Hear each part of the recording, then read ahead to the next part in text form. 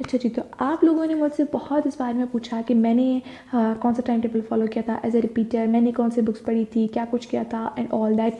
सो इस वीडियो में मैं आपको कंप्लीट गाइड करने वाली हूँ that how I get from 45 to 85% as a repeater in my MTech. So video का कोई भी पार्ट स्किप नहीं करना। So let's start the video. So सबसे पहली बात कि मैं थोड़ा सा अपने बारे में बता दूँ कि मैं एक MBBS डॉक्टर हूँ। मैं 4th ईयर की स्टूडेंट हूँ एंड मेरा जो फर्स्ट टाइम मैंने एमटेक दिया था इट इज़ 2017 और इसमें स्कोर 45 था। इनिशियल मेरी 44 थी और सेकंड टाइम जब मैंने इम्प्रूव किया 2018 में तो मेरी 85% आई थी। अब ये चीज़ कि मैंने क्या पढ़ा था, क्या सब कुछ सारा मैं आपको दिखाऊंगी आज के वीडियो में, सारा मटेरियल, सारे पास पेपर, सारी चीज़, ठीक है। तो पहले मैं कुछ ये बात बताऊं कि मैं किस वे से पढ़ती थी या मैंने कैसे ओवरकम किया एज ए रिपीटर। तो सबसे पहली बात कि मैंने जो भी पहले स्टार्ट की थी पढ़ाई फर्स्ट ईयर इंटर में, लिटरली अगर आप लोग यकीन करो कि मुझे फर्स्ट ईयर तक कुछ पता नहीं, मुझे इंटर तक कुछ पता नहीं था कि एंट्री टेस्ट क्या होता है, एंट्री टेस्ट कैसे आता है, कैसे दिया जाता है, या फिर कोचिंग्स क्या लेनी होती हैं, सब्जेक्ट्स इवन कौन से होते हैं एमटेक के लिए। मुझे इंटर तक कुछ पता नहीं था। इंटर में मतलब 12th ग्रेड तक मुझे कुछ भी पता नहीं था इस बारे में, क्योंकि मेरी फैमिली में कोई भी नहीं था ऐसा या मेरे आसपास में जो मुझे गाइड कर सकें या ये वो। एंड में जब मेरी हुआ एंट्री टेस्ट के लिए मैंने जो है वो सेंटर वगैरह ज्वाइन किया, अकेडमी ज्वाइन की, तो मुझे उसमें पता चला कि एंट्री टेस्ट इस तरीके से होता है, ये सब्जेक्ट्स होते हैं उसमें। और मतलब ऐसे समझो कि एंट्री टेस्ट से 4 महीने पहले या 6 महीने पहले जो है वो मुझे पता चला कि एंट्री टेस्ट क्या होता है, किस तरीके से दिया जाता है। इवन अगर मैं आपको बात बताऊँ कि मुझे जो है वो जब एंट्री टेस्ट था उससे एक हफ्ते पहले मुझे ये भी पता नहीं था कि इनिशियल क्या होती है। ट्रस्ट में मुझे नहीं पता था मेरे फर्स्ट अटैम्प्ट में, ठीक है। तो ये सारी चीज़ें थी और उस वक्त मेरे पास कोई रिसोर्सेज नहीं थे, ना मेरे पास कोई वाईफाई था, ना कोई नेट था, ना कोई ऑनलाइन स्टडी थी, ना कोई गाइड करने वाला, कोई भी नहीं, ठीक है। और ना ही मेरा कोई फ्रेंड सर्कल ऐसा था कि जो एंट्रेंस दे रहा हो या मुझे उसके बारे में कुछ पता हो, एमटेक के बारे में तो कुछ भी नहीं था 2017 तक। 2017 के बाद 2018 के फरवरी में जब मुझे पता चला कि मेरी सिलेक्शन वगैरह नहीं हुई तो जनवरी में मैंने मुझे आइडिया हो गया। अब मैं तो रिपीटेड थी, अब मुझे आइडिया हो गया कि कोचिंग्स लेनी होती हैं और ये वो। तो फिर मैंने मतलब ऐसे समझो कि एंट्री टेस्ट के एक मंथ बाद ही मैंने सारी जो न्यूली स्टार्ट हुई थी कोचिंग्स वगैरह सारी मैंने सारी जो है वो ज्वाइन की। फर्स्ट ईयर इंटर दोनों मैंने साथ साथ चलाए, पढ़ी। मैं फर्स्ट ईयर की भी कोचिंग थी, सेकेंड ईयर की भी। स्पेशली मैंने केमिस्ट्री की ली और फिज़िक्स की ली था क्योंकि वो सब्जेक्ट्स मेरे थोड़े से वीक थे, मैंने उनको जो है वो आगे लिया हुआ था, ठीक है। ऐसा नहीं था कि मुझे फर्स्ट ईयर पूछना था, मैं स्कूल में मैं टॉपर थी बट मुझे एमटेक का कोई आइडिया नहीं होता था, ठीक है। उसके बाद जो है मैंने जब जनवरी में मैंने सारी कोचिंग्स वगैरह ज्वाइन की और मैंने उसी मतलब ऐसे समझो रिपीटर के बाद जैसे रिजल्ट आया उसके बाद ही मैंने एक महीने बाद ही स्टडी अपनी स्टार्ट कर ली थी कोचिंग्स की, ठीक है। माइंड मैंने बना लिया था अपना कि मुझे एनी हाउ जो है अगर रिपीट करना है तो मुझे मेहनत करनी है अभी से, ठीक है। तो मैंने जो है वो किया हुआ सही है। मैंने सारी कोचिंग्स भी ज्वाइन की थी और जो पास पेपर्स थे मैं उसी दिन से पास पेपर सॉल्व करने लगी जिस दिन मैंने कोचिंग स्टार्ट की थी, ठीक। अब मेरी पढ़ाई का क्या मैनर होता था वो कुछ इस तरीके से था कि मैं कोचिंग्स जाती थी और सर वाले जो भी पढ़ाते थे मैं दो चीज़ें करती थी। एक तो पेपर पर नोट डाउन करती थी, दूसरा जो है वो मैं रिकॉर्डिंग भी साथ साथ करती थी, ठीक है। फिर क्या होता था कि जब मैं घर आती थी तो फिर रिकॉर्डिंग सुनकर मैं जो है वो सारा जो भी मैंने पॉइंट्स नोट की थी, जो मेरी रह गई थी वो मैं नोट डाउन करती जाती थी, सारे कॉन्सेप्ट, सारी पॉइंट्स जो सर ने पढ़े सारा। और अभी ये जो है ना, मैं एक आपको अपनी कॉपी भी दिखाती हूँ। हाँ ये रही, ये मेरी कुछ कॉपीज़ हैं केमिस्ट्री की और फिज़िक्स की, ठीक है। मैं इनमें जो है वो दोनों में जो भी कोचिंग्स का होता था ना वो मैं सारा नोट करती थी। अच्छा जी, ये केमिस्ट्री की है, आप लोग देख भी सकते हैं मैंने कितना इस पर नोट डाउन किया हुआ। मैं सारी रिकॉर्डिंग जो भी सुनती थी वो सारा नोट डाउन वगैरह करती थी कोचिंग का। और ये सब कुछ वो सारे पॉइंट्स हैं क्योंकि मुझे पता था कि कॉन्सेप्ट जब तक मुझे कोचिंग से नहीं, कॉन्सेप्ट तो कोचिंग से ही मिलेगा, जब तक मुझे कॉन्सेप्ट अच्छे नहीं होंगे तो मैं आगे नहीं बढ़ पाऊँगी, ठीक है। तो ये सारा कुछ जो है वो ये कॉपीज़ है सारी। और ये भी मैं दूसरी भी दिखा रही हूँ, ये भी सारी जो है वो इसी की है, फिज़िक्स की है ये मेरी। और ये पीछे से मैं जो भी न्यूमेरिकल्स वगैरह की प्रैक्टिस में करती थी ये वो, तो वो भी मैं साथ साथ पीछे से इसको वर्कआउट करती थी, ठीक है। उसके बाद ये होता था कि मैं वो सारा कुछ नोट डाउन करती थी। फिर क्या होता था कि मैं उनको डेली बेसिस पे क्या करती थी, बुक से भी वो चैप्टर पढ़ती थी और जो है वो जो सर वालों ने पढ़ाया उसको भी रिवाइज़ कर रही होती थी। अब मैं क्या करती थी, मुझे पता है कि सर वाले कल जो है वो ये जो है वो टॉपिक पढ़ाने वाले हैं, तो मैं क्या करती थी, बुक से उसकी रीडिंग निकाल लेती थी। फिर जो है वो सर वाले जो भी पढ़ाते थे कोचिंग में, मैं उनको क्या करती थी कि मैं वो पॉइंट नोट करती थी कि जो बुक में नहीं है, क्योंकि मैं बुक से तो पढ़ के गई थी ना वो टॉपिक। अब जो पॉइंट्स वहाँ पे बुक में नहीं लिखी या वो कॉन्सेप्ट जो मुझे बुक से समझ नहीं आ रहा, तो वो मैं सारा कॉपी पे नोट कर लेती थी, साथ रिकॉर्डिंग भी करती थी और घर आके सारा नोट डाउन करके एक अलग से कॉपी बना लेती थी। ऐसे समझो कि कॉपी भी नोट्स की तरह हो गई, ठीक है। और फिर मैं क्या करती थी कि ना इस तरीके से जब मेरे 2-3 रिवीजन बुक से निकल गई थी, तो फिर मैं क्या करती थी, फिर जस्ट मैं वो नोट्स ही पढ़ती थी फिजिक्स और केमिस्ट्री में, क्योंकि मैंने इनफ पॉइंट्स जो है वो उन पे नोट डाउन की हुई थी, ठीक है। उसके बाद क्या होता था कि जब मैं कोई भी जो है वो मतलब चैप्टर्स वगैरह पढ़ती थी, तो क्या होता था कि मैं मस्ट भी ये करती थी कि उस चैप्टर के रिलेटेड जो भी MCQs होते थे वो ज़रूर सॉर्ट आउट करती थी, ठीक है। अब बहुत सारे स्टूडेंट्स हैं जो मुझसे ये पूछते हैं कि आप ही हम कौन सी जो है वो MTech की बुक सॉल्व करें, मुख्तलिफ बुक्स आ रही हैं मार्केट में। तो मैं अभी यहाँ पे आपको एक अपना एक्सपीरियंस दिखाती हूँ। ये जो है वो डोगर ब्रदर्स की जो है वो MTech बुक थी, जो मैंने ली हुई थी उस वक्त 2017 में, आई थिंक सो 2016 में मैंने ली हुई थी, हाँ।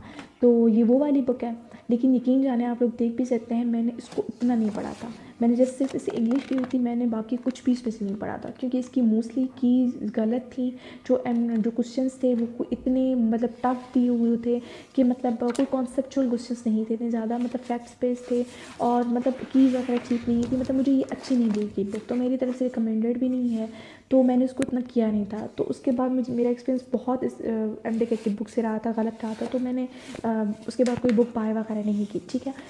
ये जो है वो मैंने जो है वो उस वक्त सिर्फ जो मेरे एंटीज़ उस वक्त हमारा टेस्ट कंडक्ट करता था, और जितने भी एंटीज़ के पास पेपर थे 1998 से लेकर वो सारे जो है वो मैं 2017 तक वो सारे मैं सॉर्ट आउट करती थी। उसकी ये बुक है, तो ये बुक मिली थी जिसमें सारे पास पेपर्स थे 1995 से या 1990 से लेके जो है वो 2017 तक, ठीक है। तो मैं ये सारे सॉर्ट आउट करती थी, और इनको मैंने जितना मुझे याद नहीं कि मैंने 50 से ज़्यादा मरतबा मैंने इन पास पेपर्स को सॉर्ट आउट किया होगा, just because just for the analysation कि किस टॉपिक से ज़्यादा क्वेश्चन ली जा रहे हैं, किस तरीके से ली जा रहे हैं। और मैं क्या करती थी, जो भी क्वेश्चन है ना, फिर वो चैप्टर मैं पढ़ती थी ना, टॉपिक पढ़ती थी, तो फिर मैं क्या करती थी, फिर मुझे क्लिक होता था कि हाँ ये इस पॉइंट से जो है वो फलां टेस्ट में क्वेश्चन आया हुआ था।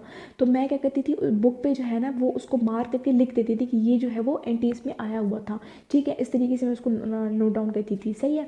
उसके बाद क्या होता था कि पास पेपर्स में मैं साथ में करती थी, और मैं जो बुक्स पढ़ती थी वो अपने कोर्स के ही पढ़ती थी, ठीक है। मैंने पंजाब की बुक्स भी ख़रीदी हुई थी वो, लेकिन मैंने कभी उनसे नहीं पढ़ा, मैं अपने ही कोर्स के बुक्स पढ़ती थी, सिंटैक्स बुक को, ठीक है, फॉलोअप करती थी, क्योंकि NTS जो है वो सिंध बोर्ड का देती थी, और काफ़ी क्वेश्चन ऐसे होते थे जो वो फेडरल से भी उठाती थी, लेकिन वो हमारे बाद में बुक से हो जाता था, ठीक है।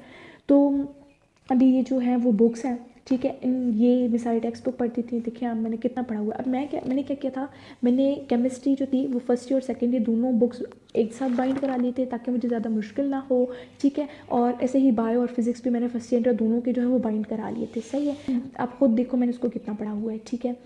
अब ये देखो ये वाली चीज़, इस तरीके से मैं जो है वो क्वेश्चन नोट डाउन क्या करती थी कि ये जो है वो मेरा क्वेश्चन जो है वह आया हुआ है, तो इस तरीके से मैं नोट डाउन करती थी बायो में भी और वो भी।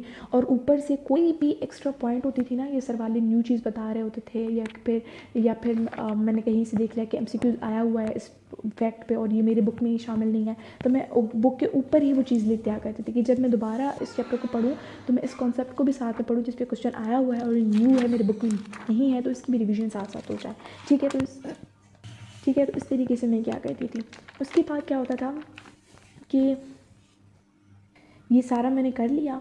उसके बाद क्या होता था कि हमारे जो चैप्टर है ना जो मैंने पढ़ा, ठीक है, अब उसके रिलेटेड क्योंकि मैं रिपीटर थी तो मेरे पास जो है वो टेस्टें पहले वाली जो पढ़ी हुई थी या फिर नहीं होती थी, तो मैं लड़कियों से या फिर सर वालों से कोचिंग्स के वो टेस्ट लिया करती थी उस चैप्टर के अकॉर्डिंग, और फिर उसको सॉर्ट आउट करती थी। जैसे मैंने चैप्टर पूरा किया, फिर उस चैप्टर के अकॉर्डिंग मेरे पास जो भी टेस्ट होती थी कोचिंग्स की या फिर किसी भी क्वेश्चन उस चैप्टर से रिलेटेड करते तो वो मैं सॉल्व करती थी, या फिर बुक के पीछे जो दिए गए हैं वो भी, ठीक है। तो इस तरह उस चैप्टर के क्वेश्चंस को प्रैक्टिस करते हुए मुझे मुझे उस चैप्टर के काफ़ी ज़्यादा कॉन्सेप्ट्स और फैक्ट्स चीज़ें याद हो जाया करती थी, ठीक है। और ये भी एक बहुत अच्छा मैनर है कि आप चैप्टर पढ़ो और फ़ौरन ही बाद जो है वो उसको उसके जो है वो प्रैक्टिस क्वेश्चन सॉर्ट आउट करो, तो आपको वो कॉन्सेप्ट ज़्यादा बेहतरीन तरीके से याद हो जाता है, ठीक है।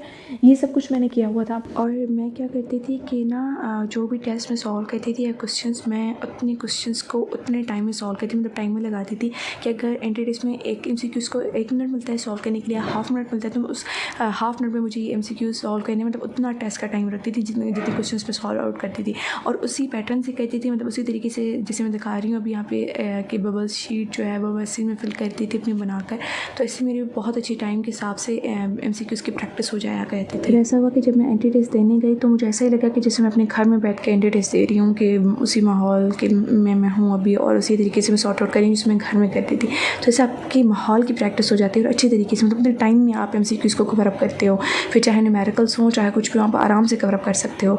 उसके बाद कोचिंग्स की टेस्ट में एक मरतबा नहीं बहुत मरतबा सॉर्ट आउट करती थी जब वो चैप्टर में पढ़ती थी। मानो लो कि मैंने अगर एक चैप्टर की मैंने 10 रीड्स निकाले तो मैंने 10 दफ़ा ही वो जो है वो उसके रिलेटेड क्वेश्चंस करने हैं, ठीक है। चाहे वो सेम ही रिपीट क्यों ना हो, सही है। उसके बाद क्या करती थी मैं कि जो मैंने कोचिंग का टेस्ट किया हुआ है या फिर कोई भी टेस्ट सॉर्ट आउट किया हुआ है ना, तो देखो उसके पीछे मैं ऐसे सॉल्यूशंस लिखती थी, की भी साथ साथ उसी पे लिखती थी ताकि मुझे दोबारा सॉर्ट आउट करने में मुश्किल ना हो। और सर वाले जो सोल्यूशन वगैरह सॉर्ट आउट कराते थे, या फिर मुझे पता चलता था कि इस न्यूमेरिकल का ये सोल्यूशन होगा, या फिर क्वेश्चन में ये टेस्ट में ये क्वेश्चन दिया गया तो उसको सॉर्ट आउट इस तरीके से करता है, तो वो मेरे सारे सोल्यूशंस भी लिख लिया करती थी बैक साइड पर, ताकि मुझे दोबारा जो है वो सॉर्ट आउट करने में मुश्किल ना हो, ठीक है। ये चीज़ें मैं क्या करती थी, सही।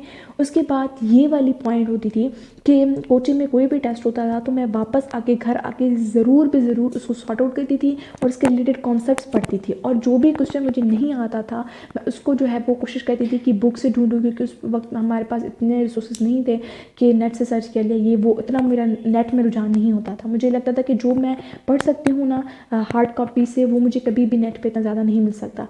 लेकिन खैर अभी तो जो है वो बहुत ज़्यादा अच्छा मटीरियल अपलोड हो रहा है नेट वगैरह पे, यूट्यूब पे इतना काफ़ी अच्छा मटीरियल, इतना अच्छा जो है मटेरियल जो है वो प्रोवाइड कर रहे हैं, तो अभी तो सारा नेट पे ही पढ़ाई हो गई है।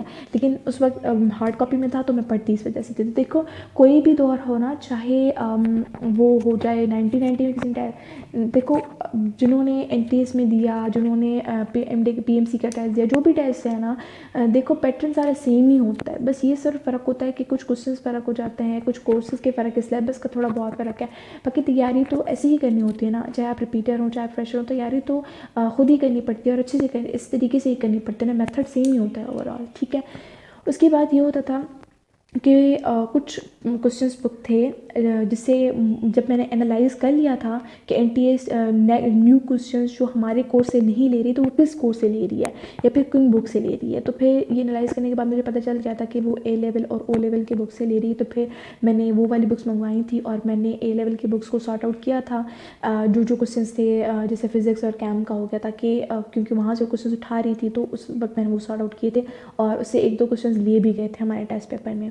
तो इस तरीके से अभी भी आप लोग एनालाइज करो MDK 2021 को, फिर आप एनालाइज करो कि वो क्वेश्चंस कहाँ से ली जाएंगी। वो अभी तो नेट का इतना ज़्यादा मटेरियल है वहाँ पर कि अगर आप वो क्वेश्चन सर्च करते हो ना जो आपको अपने कोर्स में नहीं मिल रहा, तो आप सर्च करोगे आपको सारा लिख कर आ जाएगा कि इस वेबसाइट से लिया गया है या फिर किस कॉन्सेप्ट के बेस्ड क्वेश्चन है, तो सारा कुछ हो जाता है अभी तो, ठीक है। तो ये सारी मेरी तैयारी हो करती थी। अच्छा, मैं जिस टाइम पे पढ़ा करती थी मैं रात को पढ़ती थी जस्ट बिकॉज ऑफ दिस कि ये होता था कि दिन को जो है वो मुझे ज़ाहिर बात है कोचिंग्स पे भी जाना होता था तो मेरे पास टाइम नहीं होता था, तो मैं क्या करती थी रात को पढ़ती थी और सुबह उठते पढ़ती थी, क्योंकि कोचिंग्स जो है वो बाद में दोपहर को स्टार्ट होती थी। तो मैं सुबह को जो है वो उठ के वो सारा रिवाइज करती थी और पढ़ाई करती थी अपनी सुबह को भी और रात को देर तक भी, ठीक है।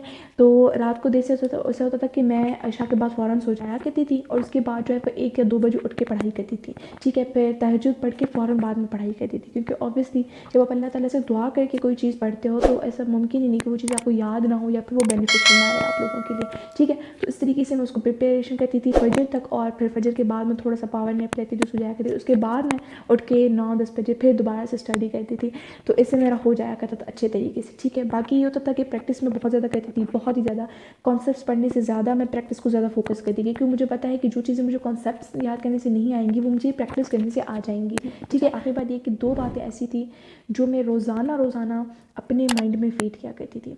मैंने अब पीछे एक वीडियो में आपको बताया हुआ था कि टीचर्स को क्या करना चाहिए ताकि वो और कॉन्फिडेंट में आ जाएंगे, ताकि और उनको एनर्जी मिले। तो वो वाली वीडियो अगर आप देखना चाह रहे हैं तो मैं लिंक डिस्क्रिप्शन में डाल दूँगी। मैंने सारा कुछ उसमें हैबिट्स वगैरह बताई हुई थी। तो मैं एग्जैक्टली वही चीज़ें जो है वो रोज़ाना सुबह को करती थी। ये जो मैंने सेवर्स एक न्यूमेरिक बताया था ना इस वाली वीडियो में, वो सारा मैं सुबह को अप्लाइड करती थी, सारी चीज़ें अप्लाइड करती थी, सारा वैसे शेड्यूल बनाना, हर चीज़ वैसे ही, अफर्मेशन ये वो सब कुछ करती थी, विजुअलाइजेशन हो गया, सब चीज़ें करती थी सुबह को उठते ही, साथ ही करती थी मैं। और रोज़ाना मैं अपने आप को अफर्मेशन के तौर पर 2 जुमले ज़रूर मैं अपने आप को बताया करती थी, जिन पर मुझे फिल्म बिलीव हो गया था। पहला ये चीज़ कि जो है वो कामयाब वो लोग नहीं होते कि जो ज़्यादा होशियार हों, कामयाब वो होते हैं जो ज़्यादा मेहनती होते हैं। चाहे मुझसे ज़्यादा लड़कियां होशियार होती थी कोचिंग में, लेकिन मुझे यकीन था कि मैं मेहनत जो कर रही हूँ ना वो मेरी ज़रूर रंग लाएगी। ठीक है। दूसरी ये चीज़ मुझे होती थी कि अल्लाह ताला कभी भी किसी के मेहनत रायगा नहीं जाने देते। मैं रातों को उठ के पढ़ती हूँ, सुबह को सवेरे उठ के पढ़ती हूँ, बहुत ज़्यादा पढ़ती हूँ, प्रैक्टिस करती हूँ। वो मुझे सिर्फ ये होता था कि मैं मेहनत करती हूँ और अल्लाह ताला मुझे मेहनत का फल ज़रूर देंगे। और अल्हम्दुलिल्लाह मेरी मेहनत आप लोगों के सामने है। आज मैं एक डॉक्टर हूँ और मुझे आज कोई ये नहीं कह सकता कि तुम होशियार नहीं थी तो तुम ये वो, लेकिन मेहनत सबकी रंग लाती है। चाहे आप इंटेलिजेंट है नहीं है, लेकिन अगर आप मेहनत करेंगे तो आपकी ज़रूर इंशाल्लाह हो जाएगी। बस थोड़ी सी मेहनत भी करनी होती है, थोड़ा सा जो है वो चालाकियाँ भी, ट्रिक्स भी लगानी पड़ती है, जो कि मैं हर वीडियोज़ में आपको बता रही होती हूँ। ठीक है। क्योंकि हार्ड वर्क से इतना काम नहीं चलता जितना आपका स्मार्ट वर्क से चलता है। और स्मार्ट वर्क तो ज़ाहिर बात है वर्क और स्मार्टनेस को मिलकर बना हुआ है। तो स्मार्ट भी आपको रहना है ट्रिक्स और टिप्स के साथ, और आपने हार्ड वर्क करना और अपनी वर्क भी ज़रूर करना है। ठीक है। आई होप आज की वीडियो आपको बहुत ज़्यादा पसंद आई होगी। तो वीडियो को लाइक भी कीजिएगा, शेयर भी कीजिएगा। जज़ाकल्लाह।